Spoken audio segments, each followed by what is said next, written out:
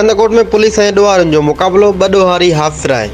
कंदाकोट section थाणे जे हद में हथियारबंदनि ऐं पुलिस विच में फायरिंग थी, जंहिं में पुलिस पारां ॿ ॾोहारी ज़ख़्मी हालत में गिरफ़्तार करण जी दावा कई वई आहे।